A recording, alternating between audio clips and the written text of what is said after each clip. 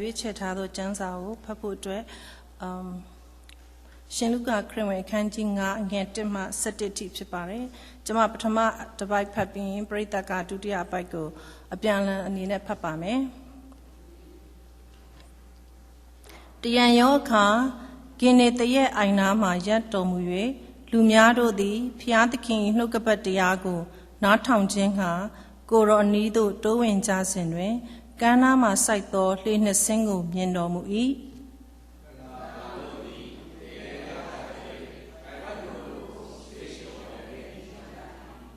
ထိုလေတို့တွင်ရှိမုန်၏လှေထဲသို့ဝင်တော်မူပြီးလျှင်လှေကိုကမ်းနားမှအနှဲငယ်ခွာဖွင့်စေခြင်းဟာရှိမုန်ကိုအခွင့်တောင်းတော်မူ၏ထိုလှေပေါ်မှထိုင်လျက်လူများတို့ကိုဆုံးမဩဝါဒပေးတော်မူ၏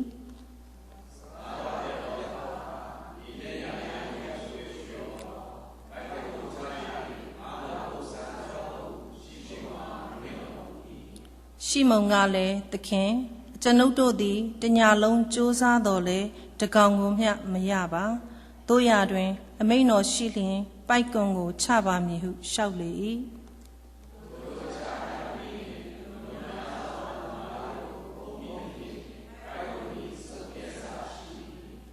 အခြားသောလေတစင်း၌ရှိသောအပေါင်းဖော်တို့သည်လာ၍ကူညီစေခြင်းငှာသူတို့ကိုအမှတ်ပေးသည်ဖြင့်သူတို့သည်လာ၍လှေနှစ်စင်းနှစ်လူမတက်9နှစ်ပြည့်စေကြ၏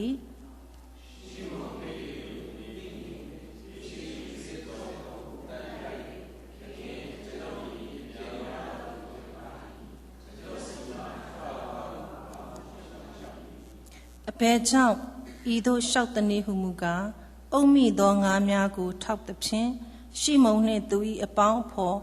ဇေဘေဒဲ၏သားယာကုပ်နှင့်ယောဟန်မှစ၍ရှိမုန်နှင့်ပါသမျှသောသူတို့သည်မိန်းမောတွေ့ဝေခြင်းရှိကြ၏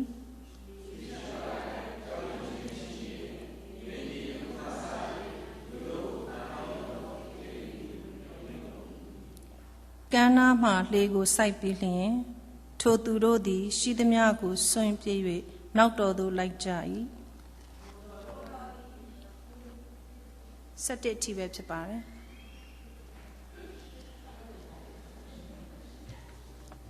နိုင်ဖာအသက်ရှင်တော်မူသောဖျားကိုရရှင်သားတို့ကိုယနေ့ဖော်ပြမိတမန်ကျမ်းစာအားဖြင့်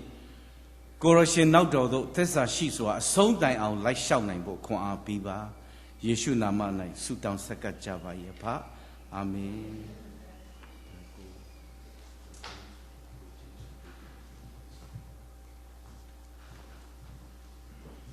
အခုကျွန်တော်အတူတကွ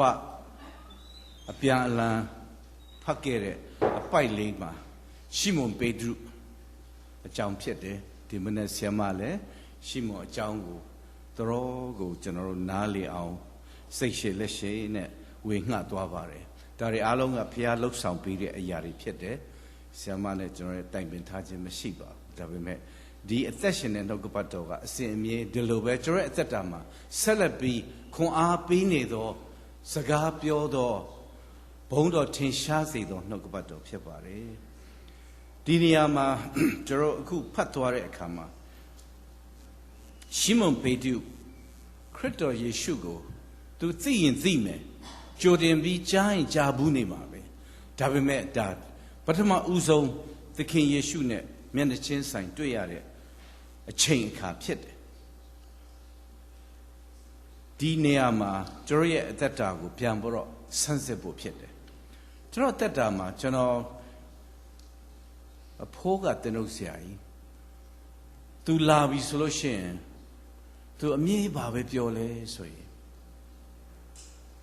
ယေရှုကိုအန်တီယာအန်တမရှာအန်တီကိုယေရှုအန်တမရှာကျွန်တော်တို့ဟာတဲ့သခင်ယေရှုရဲ့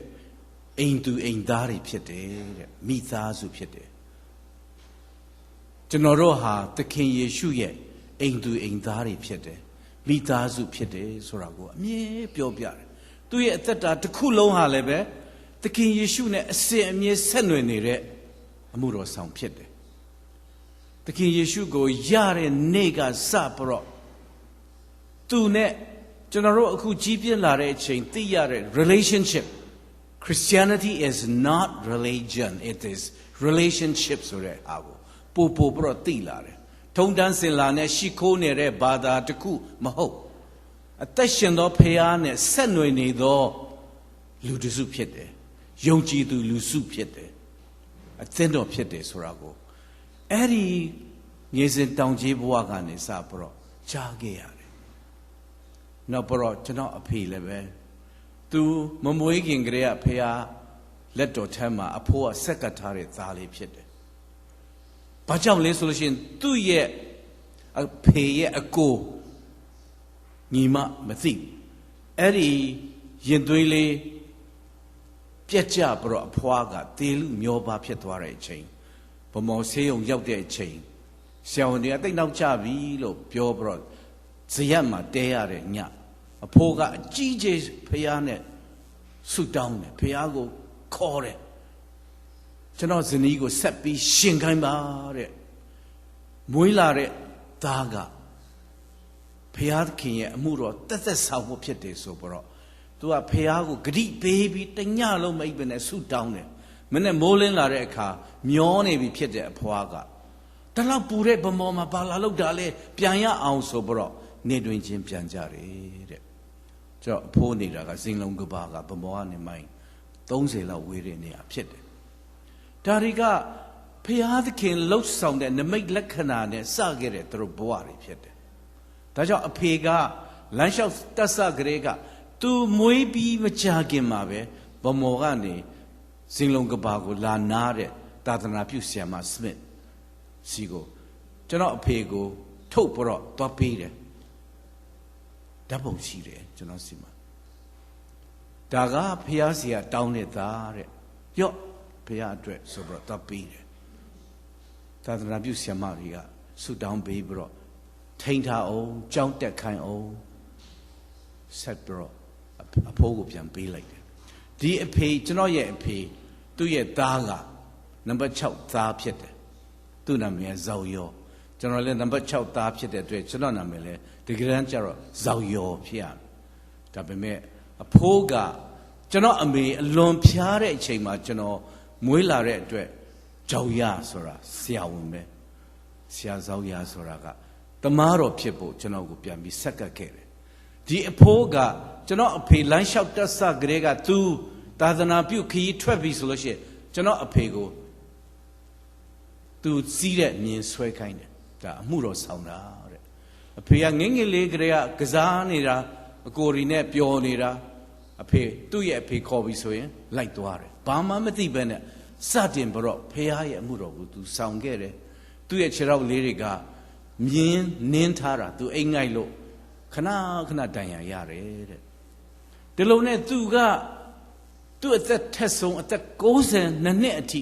အသက်ရှင်တဲ့တောက်လျှောက်မှသူအမှုတော်ဆောင်ခဲ့တယ်နောက်ကျွန်တော်ကသူ့ကိုသွားပြီးတော့2005ခုသူက2009ခုမှာဆုံးတယ်9ခုနှစ်မှာသူတိတ်နေမကောင်းဘူးသတင်းကြားလို့ကျွန်တော်ပြန်ပြီးတော့အဖေစီရောက်တဲ့အချိန်မှာသခင်ယေရှုကိုဘယ်လိုသိလဲ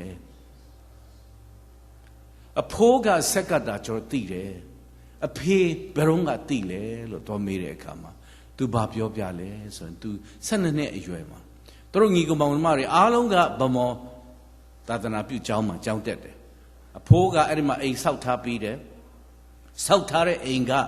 ရိုင်လာတော့အဖိုးကကျွန်တော်အဖေနဲ့သူ့အကိုတွေကိုအဲ့ဒီမှာကြောက်တုံးတွေစီထဲ့ဖို့အေယာဝတီမြစ်ကကြောက်တုံးတွေသွားကောက်ခိုင်းတယ်အဖိုးကအဲ့ဒါလှုပ်ရင်းနဲ့ပခုံးလွဲသွားပြီးတော့အဲ့ဒီမှာပြည်တေပြီးတော့အကြာကြီးဆေးရုံရောက်သွားတယ်သေမလောက်ဖြစ်သွားတယ်ကျွန်တော်အဖေကအဲ့ဒါကြောင့်အဖေရဲ့အသက်တာမှာအလွန်ဖျားနာတဲ့အချိန်မှာသူသိတဲ့ သူ serve လုပ်ခဲ့တဲ့သခင်ယေရှုကို one on one သိလာတဲ့အချိန်ကအဲ့ဒီအချိန်ဖြစ်တယ်အဲ့ဒီအချိန်မှာအဖေကအဝေးကြီးမှနေတယ်သူ့အဖေကကျွန်တော်အဖိုးကဒီတော့သူ့ကိုလာပြုစုတာကသာသနာပြုဆရာတစ်ပါးဖြစ်တယ်အဲသာသနာပြုဆရာကညနေတိုင်းသူကြိုက်တတ်တဲ့အစာလေးယူလာပြီးတော့မေတ္တာပြတယ်အဲ့ဒီအချိန်မှာသခင်ယေရှုကအဲ့ဒီဆရာကသခင်ယေရှုပုံဆောင်တာကိုသူကခံစားလာတယ်သခင်ယေရှုသူ့ကိုဘလောက်ဂရုစိုက်တယ်ဘလောက်ချစ်တယ်ဆိုတာကိုသူနားလေလာတဲ့နောက်ပိုင်းမှာဒီသခင်ကသူ့သခင်ဖြစ်လာတယ်အဲ့ဒီကလေးကသူနှစ်ချင်းခံကလေးကသိဆုံးတဲ့နေ့အထိ သခင်နောက်ကိုသူလိုက်ခဲ့တယ်ကျွန်တော်အဖေကိုတည်တဲ့လူတော်တော်များများရှိတယ်အလွန်အေးချမ်းတယ်အလွန်စိတ်ရှည်တယ်သူနဲ့အတူနှစ်ပေါင်းများစွာသာသနာပြုခဲ့တဲ့ American missionary Dr. Reverend Crider နဲ့ကျွန်တော်နောက်ထပ်နှစ်ပေါင်း30လောက်မှာပြန်လာတွေ့တဲ့အခါသူကဘာပြောလဲဆိုရင် Zoya I never meet a person like your father who had that much patience I never see a person like your father ဆိုတော့ကျွန်တော်ကိုပြောပြတယ်ဘာပဲဖြစ်ဖြစ်သူ့ရဲ့တက်တာဟာသခင်ယေရှုကိုရတဲ့အတွက်သခင်ယေရှုကိုပုံဆောင်တဲ့အတွက်သူအသက်ရှင်ခဲ့တဲ့အရာတွေကအလုံးငြိမ်သက်တယ်သူ့အသက်တာကိုဂျပန်ခေတ်မှာသူ့ကို American The Show ဆိုပြီးလိုက်ဖမ်းတယ်တတ်လို့မရခဲ့ဘူးတော့ကျွန်တော်ခေတ်မှာလည်းပဲလူမျိုးချင်းကတဏှာနဲ့ပြစ်တယ်မသေးဘူးဒါတွေကသူလောက်တာတခုမှမပါဘူးသူကိုယ်တိုင်လည်းစိတ်လည်းမဝင်စားဘူးကျွန်တော်ကောင်းကောင်းမှတ်မိတယ်တပုံတွေကသူ့ကိုတရင်လွှတ်ပြီးတော့လာပြောခိုင်းတယ်ဆရာကြီးကိုယူလိုက်ရမယ်တဲ့အဖေကကျွန်တော်ရှိမှပဲမျက်နှာလုံးဝမပြတ်ဘူး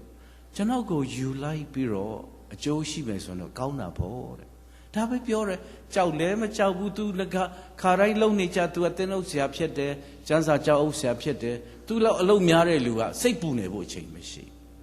ဒါတွေကဘာကိုပြလဲဆိုလို့ရှိရင်သခင်ကိုရတဲ့အသက်တာကိုပြတာပဲဖြစ်တယ်ကျွန်တော်ကဒီအသင်းတော်ကခေါ်တဲ့အချိန်မှာကျွန်တော်မဆုံးဖြတ်တတ်ဘူးကျွန်တော် LA မှာစတင်ပြီးတော့ settle ဖြစ်လာပြီအဲ့ဒီအချိန်မှာကျွန်တော်ဘာဆုံးဖြတ်မှမသိဘူးဖះနဲ့ပြောတာထက်အဖေနဲ့ပိုပြောခြင်းလားအဖေအဲ့ဒီအချိန်ဂျပန်ရောက်နေတယ်ဂျပန်သွားပြီးတော့ကျွန်တော်သားလေးလည်းပဲသူ့အဖိုးတကားမမြင်ဘူးသူက4နှစ်ကျော်ပြီသားလေးနဲ့သားဖာနှစ်ယောက်အဖိုးကိုသွားတွေ့ရင်းနဲ့ကျွန်တော်ကသွားတိုင်ပင်ဖို့သွားတာရောက်ချင်းအဖေကျွန်တော်ကိုဆန်ဟိုဇေးဆိုတဲ့နေရာကသွားပြီးကူညီပါလို့အသင်းတော်ကခေါ်တယ်အဖေကကျွန်တော်ဘာမှမပြောတော့ဘူးအဲ့ဒီမှာဆူတောင်းဆက်ကပ်ပြီးဖះခေါ်ရင်သွားဒါပဲကျွန်တော်ထင်တာကသူမေးအောင်မှာဆန်ဟိုဇေးဆိုတာဘယ်မှာလဲဘသူကြီးရှိလဲမေးအောင်မထင်နဲ့အကြံဒီထပ်ပေးမယ်ထင်တယ်လုံးဝဘာမှမပြောဆက်ကပ်ပေးလိုက်တယ်ကျွန်တော်ကိုယတိပြတ်အမှုတော်ဆောင်ဖို့သူကစိတ်နှလုံးအကျွင်းမဲ့အဲ့ဒီမှာလက်တယ်ပြီးဆူတောင်းပေးလိုက်တယ်ဒီအရာတွေကဒီနေ့ကျွန်တော်ပြန်ပြီးတော့ဒီအသင်းတော်မှာအနှစ်20နီးပါး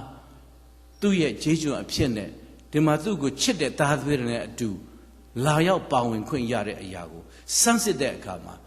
အသက်ရှင်တဲ့ဖခင်ကသူပဲသူအလုပ်လုပ်နေတယ်ကျွန်တော်နားမလည်တဲ့အရာတွေအများကြီးကြော်လွားခဲ့တယ်ဒီမှာအတူတူအသင်းတော်စတင်ကြတဲ့ကဒီနေ့ထိုင်နေတဲ့ညီကောင်မောင်နှမတွေရှိတယ်သူတို့ရဲ့ချစ်ချင်းမေတ္တာဖခင်ပေးတဲ့ချစ်ချင်းမေတ္တာနဲ့ကျွန်တော်တို့ကိုဆက်ပြီးအသုံးပြုနေတဲ့ဂျေဇုတော်ဟာဒီအသင်းတော်မှာခံစားတဲ့ဂျေဇုတော်ထဲမှာပြောမကုန်အောင်ကြီးမားတဲ့ဂျေဇုတော်တွေဖြစ်တယ်အဲ့ဒါကိုဒီနေ့ရှီမွန်ပေတရုရဲ့ဘဝကိုပြန်ဆန်းစစ်တဲ့အခါမှာကျွန်တော်ပို့ပြီးတော့နားလည်နိုင်တယ်သခင်ကဘာတောင်းတယ်လဲအချက်နှစ်ချက်ပဲသူတောင်းပါတယ်တရားရောအခါဂန်နသရက်အိုင်နာမှာရပ်တော်မူ၍လူများတို့သည်ဘုရားသခင်နှုတ်ကပတ်တရားကိုနားထောင်ခြင်းကကိုတော်အနီးသို့တိုးဝှဲ့ကြစေလူကကြိတ်ကြိတ်တိုးအဲ့ဒီကနာမှာဂန်နသရက်ဆိုတာကဂါလိလဲအိုင်ပဲဖြစ်တယ်ကနာမှာစိုက်တော်လေနှစင်းကိုမြင်တော်မူ၏လူကတအားတိုးလာတော့တအားတွန်းလာတော့သူတို့ကလေတဲ့ကထွက်ပြီးတော့ပိုက်ကွန်တို့ကိုဆေးလက်နေတယ်ကြည့်လိုက်တော့လှေနှစင်းတွေ့ရတယ်ကမ်းခြေမှာသခင်ကသူဒီမှာဆက်ရက်နေလူတွေကတွန်းတော့ရေထဲချတော့ထိုလှေတို့တွင်ရှီမုန်ဤလှေထဲမှာဝင်တော်မူပြီးလျှင်လှေကိုကမ်းနားမှာအနေငယ်ခွာဖွင့်စေခြင်းငှာရှီမုန်ကိုအခွင့်တောင်းတော်မူ၏ဒါသခင်ကရှီမုန်ကိုခွင့်တောင်းတဲ့အရာဖြစ်တယ်ကမ်းနဲ့နည်းနည်းခွာပြီးမင်းလှေမှာငါတက်ထိုင်မယ်နည်းနည်းခွာပြီးပါတဲ့ထိုလှေပေါ်မှာထိုင်လျက်လူများတို့ကိုဆုံးမဩဝါဒပေးတော်မူ၏ချက်တော်ညီကောင်မောင်နှမတို့ကျွန်တော်ရဲ့အသက်တာမှာလဲကျွန်တော်ရဲ့ comfort zone တွေရှိတယ် ငါကဒီအလုပ်လုပ်တယ်ဒီအလုပ်နဲ့အသက်မွေးဝမ်းကြောင်းပြုတယ်ဒါကြောင့်မလို့ဒါကငါအသက်တာပဲသခင်ကမင်းရဲ့လက်တွေ့လုံနေတဲ့အသက်တာနည်းနည်းကန်းခွာပြီးစမ်းပါဟိုဘက်ကကျွန်တော်တို့ကဝိညာဉ်ရေးအရာမြုံခြင်းအကြောင်းပြောတယ်မြုံသောမိန်းမလို့ပြောတာအော်ဣသေလထဲမှာကလေးမမွေးတဲ့လူတွေပြောနေတာမဟုတ်ဘူးဣသေလလူမျိုးကယုံကြည်ခြင်းမှာမြုံနေတာဝိညာဉ်ရေးရာမှာမြုံနေတာဘာမှအတိအပွင့်ဘူးတီးပွင့်ခြင်းထွန်းကားခြင်းတိုးပွားခြင်းမရှိဘူးကျွန်တော်ရဲ့နေ့စဉ်တက်တာပြန်ဆန်းစစ်ဖို့လိုတယ်အဲ့လိုဖြစ်နေတဲ့ထဲကနေနည်းနည်းခွာပေးပါသခင်ဟာခမည်းကိုမေးနေတယ်your comfort zone stay away give way from your comfort zone မင်းရဲ့နေ့စဉ်လုံနေကြအသင်းတော်မှာပါနေကြအသင်းတော်အကြောင်းကျွန်တော်လေ့လာခွင့်အများကြီးရတယ်နေ့စဉ်နှစ်တိုင်းပဲ MMBB ကပြုလုပ်တဲ့ Asian Colloquium မှာကျွန်တော်ပါဝင်ခွင့်ရတာခုနှစ်ကြိမ်ရှိပြီအဲ့ဒီမှာတရုတ်ဆရာကြီးတွေပဲ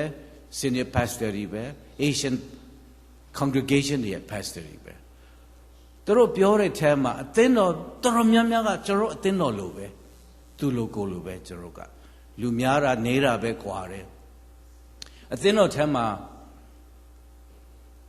စုံထောက်လိုတခါလေပဲမြင်ရတဲ့လူတွေရှိတယ်တဲ့ဘာဘေးချင်းပေါ်လာလဲတော့မသိဘူးတူချင်မှတူမယ်တကယ်အသင်းသားဆိုတော့ဘယ်သူမှသိမသိရဘူးတဲ့ငါလာတက်ချင်လို့တက်တာငါမတက်ချင်တဲ့ချိန်မတက်ဘူး my comfort buying churches လို့ပြောတယ် looking for churches လို့ပြောတယ် shopping for churches လို့ပြောတယ်ငါပါလို့ကောင်းတဲ့ညဝင်ပါလိုက်မယ်ဒါတိတ်ပြီးတော့ commitment လို့လည်းမပါတော့ဘူးစသည်ဖြင့်ကျွန်တော်ရဲ့ comfort zone နဲ့ကိုက်ညီတဲ့နေရာကိုကျွန်တော်ကအသင်းတော်အဖြစ်နဲ့လုပ်တယ်ဆရာကိုယ်တိုင်လည်းကြားတော့ငါအသင်းတော်ဒါမဟုတ်ပါဘူးတဲ့ဆရာနားမလဲဘူးဒီအသင်းတော်မှာဖြစ်နေတာနှစ်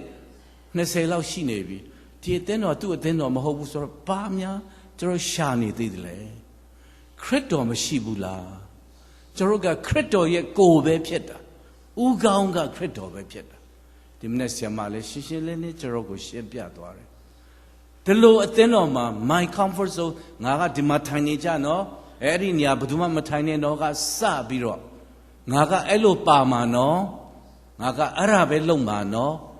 ခရစ်တော်ကခမည်းကိုအသက်ပေးပြီးခဲ့တယ်လားခမည်းဘာများနှမျောစရာလို့လဲဘာများချမ်းသာစရာလို့တလဲအဲ့ဒီလှေကိုကန်းကနေနည်းနည်းလှမ်းတဲ့နေရာမှာစိုက်ခိုင်းလိုက်တယ်ကျွန်တော်ရဲ့အသက်တာကိုလည်းသခင်ကဒီနေ့မင်းနေတယ်နောက်ဒုတိယအချက်ကစကားတော့ပြတ်သောအခါတရားဟောတဲ့စကားပြတ်တဲ့အခါမှာရင်နဲ့ရာရက်တို့ရွှေဦးလောတဲ့ပိုက်ကုံကိုချ၍ငါးကိုအုပ်စမ်းလို့ဟုရှိမုန်အားမိန့်တော်မူ၏သူက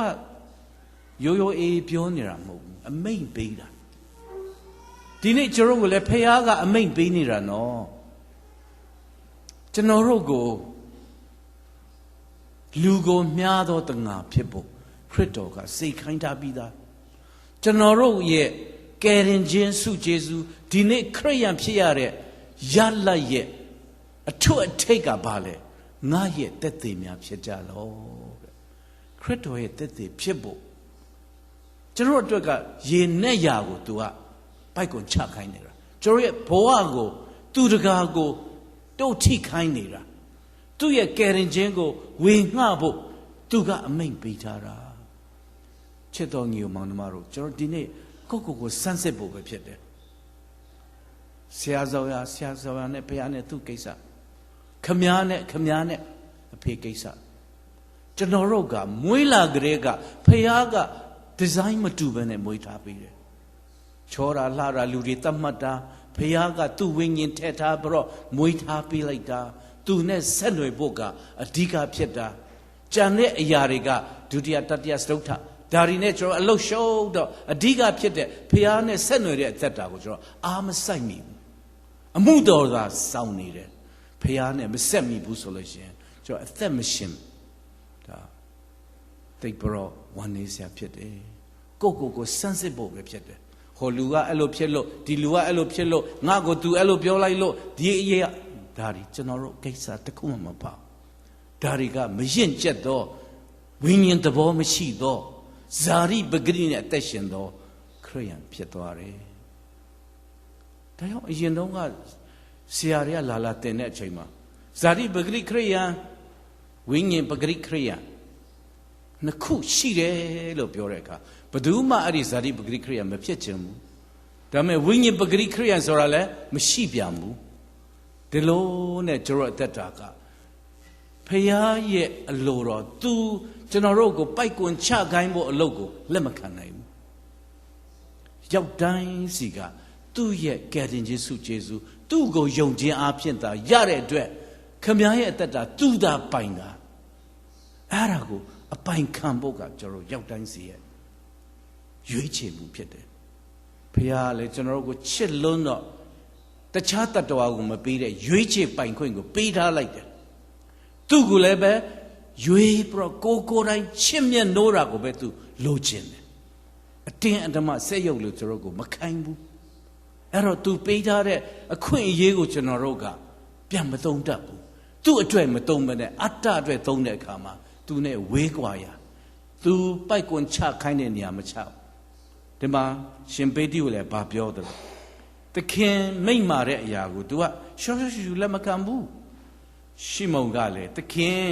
ကျွန်ုပ်တို့သည်တညလုံးကြိုးစားတော့လေတကောင်မျှမရပါနင်ဘာတိလို့လဲငါတို့ကတငါသေးမင်းကရှောက်ဟောနေတဲ့ဆရာမင်းတငါသေးလေးမဟုတ်လက်သမားပါစကတာမပြောတာတညလုံးတို့လုပ်ပြီးတဲ့တကောင်မှမရဘူးတဲ့ဒါပေမဲ့တဲ့သူဘာပြောလဲတို့ရတွင်အမိန့်ရှိတော်မူလျင်ပိုက်ကွန်ကိုချပါမည်ဟုလျှောက်လေ၏ချက်တော်ညီကောင်မောင်နှမတို့ကျွန်တော်ရဲ့တို့ရတွင်တိတ်အရေးကြီးတယ်ဒီအတင်းတော်မှာငါမပါခြင်းဟိုမှာလည်းမလုပ်ခြင်းဘူးဘာအတွက်ခရိယံဖြစ်နေတာလဲမဲအတွက်က तू အသက်ပေးပြီးပြီသူ့ကိုယုံပြီးမင်းကကယ်တင်ခြင်းရနေပြီကြားထဲမှာကျွန်တော်ကိုမေးတဲ့လူတွေဆရာကယ်တင်ခြင်းဆုံးရှုံးနိုင်သလားဘယ်တော့မှမဆုံးရှုံးနိုင်ဘူးကယ်တင်ခြင်းဖျားပေးတာဖျားကတစ္ဆာပြတ်တယ်ဖျားမဟုတ်ဘူးအဲ့လိုဆိုရင်တချို့ကဟိုဟာဖြစ်လိုက်ဒီဟာဖြစ်လိုက်ခရိယံဖြစ်လိုက်မဖြစ်လိုက်နဲ့သူတို့ကအစကတည်းကမဖြစ်တာအစကတည်းကကယ်တင်ခြင်းကိုသူတို့ကလက်မခံတာသူနားလေတဲ့ပုံစံနဲ့သူဟာသူနေတာပါခရစ်တော်ကပြန်မရုပ်သိမ်းဘူးခင်ဗျာသူပေးထားတဲ့ဂတိတော်ကထာဝရဂတိတော်ဖြစ်တယ်ချက်တော်ညီကောင်မောင်နှမတို့ဒီအချိန်မှာကျွန်တော်တို့လည်းပဲဒုတ်တော်လေကျွန်တော်အဖေစကားနားထောင်မယ်ဆိုပြီးတော့ပြောင်းလဲလာဖို့အချိန်ဖခင်ကပေးထားသေးတယ်ချီဆောင်ခြင်းကာလရောက်တော်မယ်ဆိုတော့အားလုံးသိတယ်ခရိယန်တွေရဲ့ဘန်းလုံးတိုင်ကချီဆောင်ခြင်းပါဖို့ပဲအဲ့ဒီမှာကြံရစ်ပြီးတော့ဒုက္ခဆင်းရဲအမျိုးမျိုးရှိရင်လဲတကယ်တမ်းကျတော့ဖခင်ကခမည်းကိုသူ့ရဲ့ဒဏ်ပေးခြင်းခံဖို့ဖန်ဆင်းထားတာမဟုတ်ဘူးခမည်းကိုကယ်လွတ်ဖို့ခမည်းအတွက်အသေးခံပေးထားတာဒီတော့ခမည်းအဲ့ဒီထဲမစိုးရင်နဲ့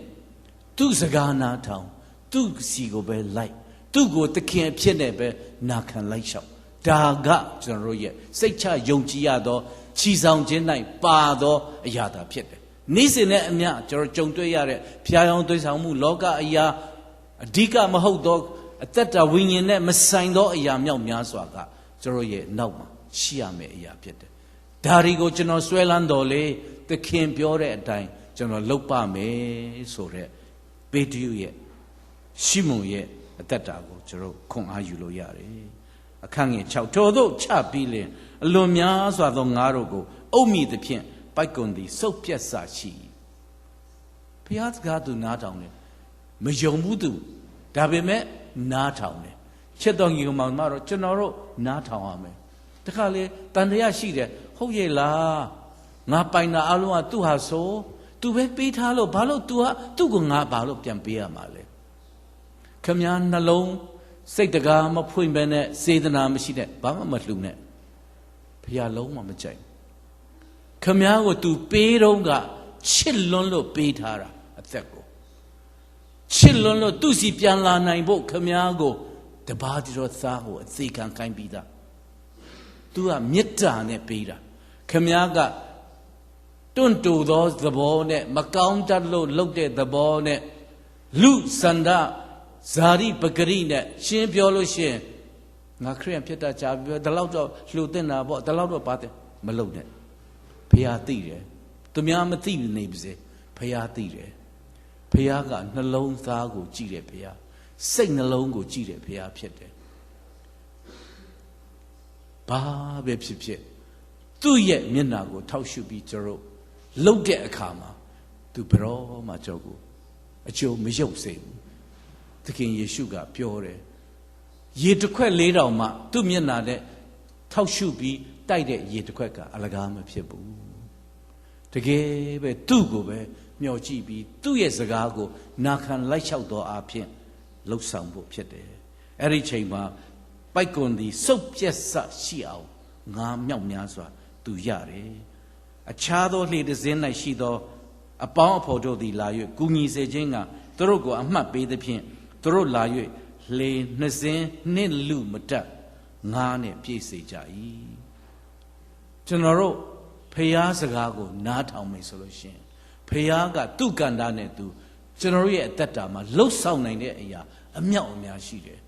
ဒါတော့အိမ်ဈေးကတက်အလောက်ကရှားဆရာဘာတွေပြောနေတာလဲ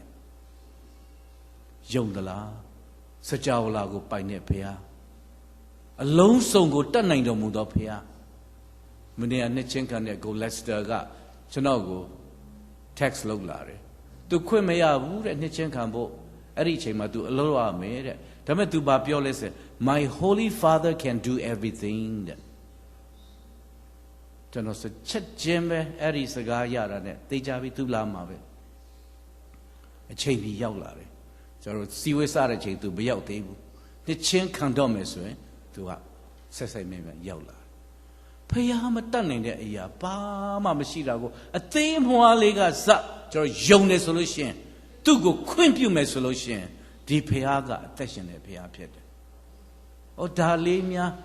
ကျွန်တော်ကိုလူတယောက်လာပြောတယ်။ကိုယ့်အကိုလုံနိုင်တဲ့ဟာတွေဖျားကိုဒုက္ခမပေးစမ်းပါနဲ့ကိုယ့်အကိုလုံဆုတောင်းမနေနဲ့။အဲ့ဒီဖျားကခမားရဲ့မြူမုံကစားခမားမှာရှိတဲ့စပင်တောင်ရည်ထားတဲ့ဖျားလို့ဘာလို့ပြောလဲ။ခမားမမွေးခင်ကတည်းက तू ကခမားကိုသိနေတယ်လို့ဘာလို့ပြောလဲ။ဒီဖျားကနည်းနည်းနော်ဖျားမဟုတ်ဘူးချစ်တော်ညီကောင်မောင်နှမတို့ဒီနေ့ကျွန်တော်တို့ရဲ့အသက်တာမှာဖျားနဲ့ဆက်နွယ်မှုအားနေလေလောကဇာတိပဂရိကအာကြီးလေပဲဖျားကြောင်သွားဖို့ပြင်ဆင်တယ်ကောင်းတယ်ဘာမှမမဘူးစိတ်နှလုံးပြင်ဆင်သလားကျမ်းစာဖတ်ဖို့အချိန်ယူတယ်မအားနိုင်ဘူးအားတဲ့အချိန်တော့အိမ်ငိုက်နေပြီကျွန်တော်စီမှာတစ်နှစ်စာကျမ်းစာအပြီးဖတ်နိုင်တဲ့ booklet လေး track လေးတွေရှိတယ်တကယ်ကျမ်းစာအပြီးဖတ်မယ်ဆိုတဲ့လူတွေတစ်နှစ်စာပြီးအောင်ဖတ်မယ်ဆိုတဲ့လူတွေကျွန်တော်စီလာယူလို့ရတယ်ဒါပေမဲ့အမိုက်အပေါ်တော့မယူထားပါနဲ့ဒါကကိုယ့်ရဲ့အသက်တာမှာ comfort zone ကမထွက်မချင်းကျမ်းစာတော့ကျွန်တော်ဖတ်လို့မရဘူးတကယ်တမ်းကျတော့ဒီထက်အရေးကြီးတာခင်ဗျားအသက်တာမှာဘာရှိလဲတမန်ကျမ်းစာထက်အရေးကြီးတဲ့အရာတခြားဘာမှမရှိဘူးဒီနေရာမှာသူ့ကိုသူ့စကားကိုနာခံတဲ့ရှိမုန်ရဲ့တက်သိရှိတယ်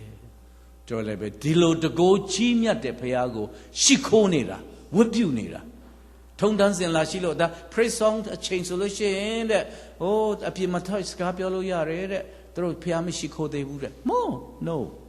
ခင်ဗျားအိမ်ကမထွက်လာခင်ကတည်းကဖျားရှိခိုးဖို့ပြင်ဆင်လာတဲ့နှလုံးသားကစီဝေးစနေပြီ။ဒါဒီမှာရောက်မှမဟုတ်ဘူး။ခင်ဗျားရဲ့စိတ်နှလုံးထဲမှာအသက်ရှင်တဲ့ဖျားကသူ့ကိုယုံကြည်သူညီကောင်မောင်နှမတွေနဲ့အသင်းတော်နဲ့ခရစ်တော်ရဲ့ကိုယ်ခန္ဓာနဲ့လာစုဝေးပြီးတော့ရှိခိုးတာပဲ။ဒါက surplus အပေါင်းလက္ခဏာဖြစ်တယ်။ကိုယ်တိုင်ကဖျားကိုမရှိခိုးခြင်းပဲနဲ့လူဘလောက်များတဲ့ကြားဝင်ပါစေဒါတက္ကနာဖြစ်တယ်။ तू ကအံ့ဩဖွယ်ရနိမိတ်လက္ခဏာတွေမြင်တဲ့အခါမှာယေရှု ဤပစစ်တော်ကိုဦးတိုက်၍သခင်အကျွန်ုပ်သည်အပြစ်များသောသူဖြစ်ပါ၏အကျွန်ုပ်စီမှကြွသွားတော်မူပါဟုလျှောက်လေ၏မတန်ဘူးဒါကသခင်တန်ရှင်းသောဖျားဖြစ်တယ်ဆိုတာကို तू သိမှတ်လိုက်တဲ့အခါမှာဖျားကို तू ကတကယ်ကြောက်ဒူးတုံပစစ်တုပ်တော့ကျွန်တော်စီကသွားပါ I'm not holy တန်ရှင်းတဲ့ဖျားကို तू ကအသိမှတ်ပြုတယ်အဘေကြောင့်ဤသို့လျှောက်သည်နည်းဟုမူကားအုပ်မိသောငါးများကိုထောက်သည်ဖြင့်ရှီမုန်နှင့်သူ၏အပေါင်းအဘော်ဇေဗဒေသားယာကုပ်နှင့်ယောဟန်မှစ၍ရှီမုန်နှင့်ပါသမျှတော်သူတို့သည်မိန်မောတွေ့ဝေခြင်းရှိကျွန်တော်အသက်တာမှာဖျားကိုမိန်မောတွေ့ဝေခြင်းရှိသလားမရှိဘူးဆိုရင်ကျွန်တော်မြုံနေတာဟုတ်လားနမိတ်လက္ခဏာလားဟုတ်ရဲ့လား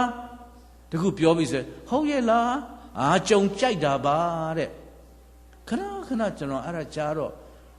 ဒီထက်ကြီးမားတာဘာကြုံကြိုက်ခြင်းတလဲဖယားကတလောက်အသက်ရှင်လျက်နဲ့ခမည်းရှိမှ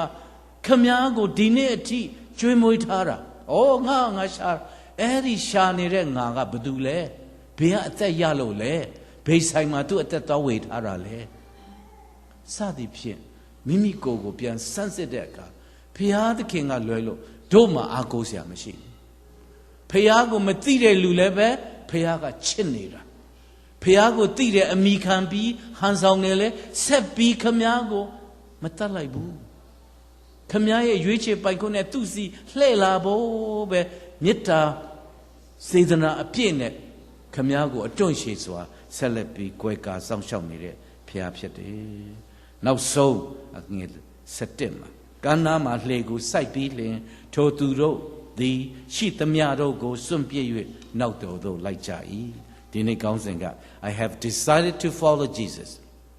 ငါသခင်ယေရှုနောက်တော်သို့လိုက်ဖို့ငါဆုံးဖြတ်ပြီးပြီဆိုတဲ့သားသမီးတွေကိုပြန်ပြီးတော့နှိုးကြားစေတဲ့နှုတ်ကပတ်တော်ဖြစ်ပါတယ်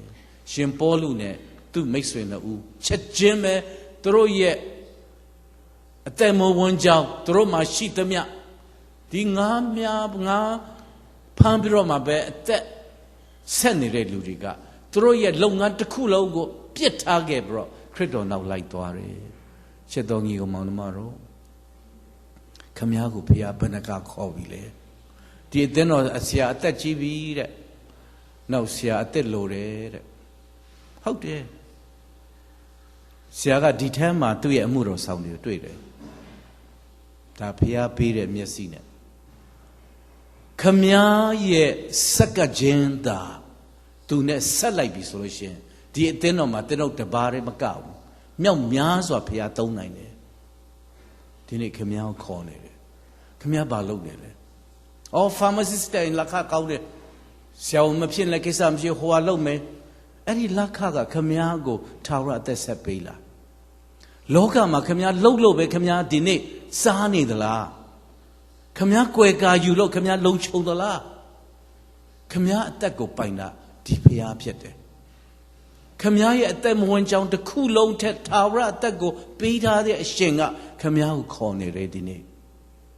သူ့နောက်လိုက်ဖို့သူကစပြီးသူ့အသက်ပေးပြီးစတဲထားတဲ့လမ်းစဉ်မှာသူကလမ်းခီးဖြစ်တယ်သူကတမန်တရားဖြစ်တယ်သူကထာဝရအသက်ဖြစ်တယ်ဒီနေ့သူနဲ့ဆက်နွယ်ဖို့ကျွန်တော်တို့ကိုသူကတကားဖွင့်ထားပေးတယ်